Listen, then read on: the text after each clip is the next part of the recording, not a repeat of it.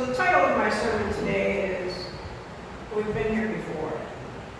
And in my age, I've learned that life is repetition. It repeats itself. You're always going to break knives on the hay machine. You're always going to have cows that get sick. You're always going to have children that can't go to school. Things are going to happen in repetitive ways. So, when I read the Old Testament, it's pretty painful for me because, I had a rough childhood, as some of you know, and worked very hard. And discipline was immediate and harsh. So this morning I'm going to read about this Genesis book, but in the fact that I've been there, there were 7 children in our family, and there was a problem of everybody getting along and not following just a normal childhood. So Joseph had 3 older brothers. Those 3 brothers were actually half-brothers. They also in themselves had 2 different mothers. But Joseph had the 3rd wife of Jacob. So this jealousy and rivalry are sins that led to bigger sins. And how many times have you said, why can't you just get along, to your own children? And this is what I felt when I was reading this. Why can't they just get along? The consequences are deep and grave if you don't. So reading the Bible, especially in the early chapters of the Old Testament, it's very hard, and it's filled with jealousy and crimes of hate, and one causes the other. Crimes to the extent of murder. And hate seems a powerful word, but as Tyler and I were discussing over breakfast this morning, hate led to murder. So the harsh words lead to harsh crimes. So I guess where you should start is to soften your language. This chapter is about attempted murder, and Joseph's oldest brothers were half-brothers, and they didn't share the same mother, so there's problems there. And the 3 brothers took their father's sheep to Shechem. No big deal. But Joseph shows up and asks his dad, where are they? Where'd they go?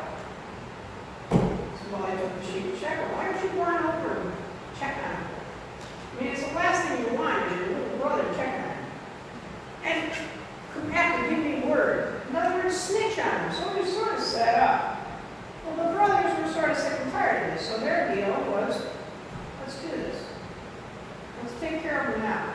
The youngest brother, Reuben, wasn't really comfortable with this. He was the next one in line going up the scale from Joseph. Now this is the Joseph, the big Joseph, the guy that, ends up having other things happen to him in the Bible. And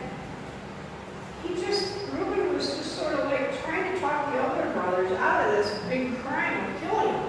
So let's not kill him and throw him in the thing. Let's just put him down in this well that had no water, and he could die of his own. Yeah. But then all of a sudden the sin of money comes around, and they say, well, the older brother, Jacob, says, we could get some money from this guy, not even considering that he's half related to him. So they decide to sell him to the Ishmaelites. And as you read through the book of Genesis, and I actually had to Google a YouTube video about the book of Genesis to help me understand because I need visual pictures, that Joseph goes on to become pretty important in the Pharaoh's rules. In his stall, he was chained and hung together with many other prisoners. He preached the gospel. He preached and talked to God in that stall to all these other men who were sweating and like, how can you say these things? How can you ask for forgiveness and ask for help? He just kept preaching and preaching. Well, word got back to the guards that said, this dude over here, he's not mad at you or angry or anything. He's a pretty nice guy. So he worked into the favor of the court system in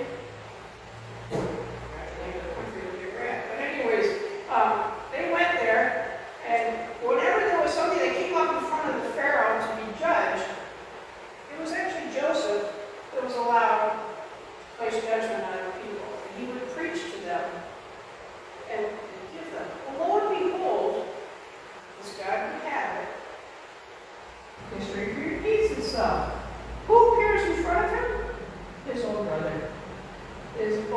brother Jacob. Jacob, because Joseph had aged, didn't really recognize him. He was trying to remain humble and keep his head down because he didn't want to get the death sentence or anything like that. And Joseph wouldn't have done that. But he didn't recognize that his brother actually was now a jurisdictional person in the Pharaoh's life. So in the kindness and all of those things, and in being a slave, he learned what service really meant.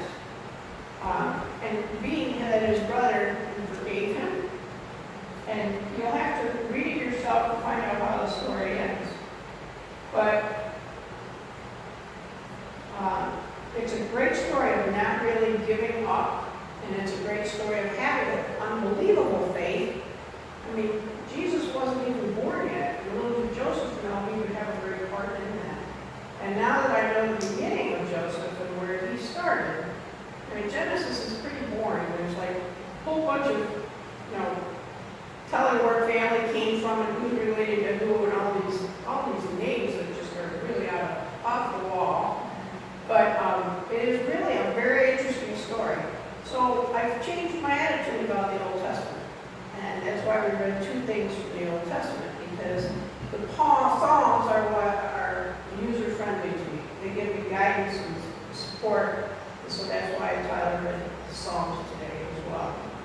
But get into that and try to understand. You have to read the whole story. Don't get turned off in the beginning like I was with the Old Testament.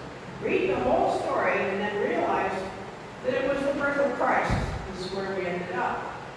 And then today we all benefit from that. All right?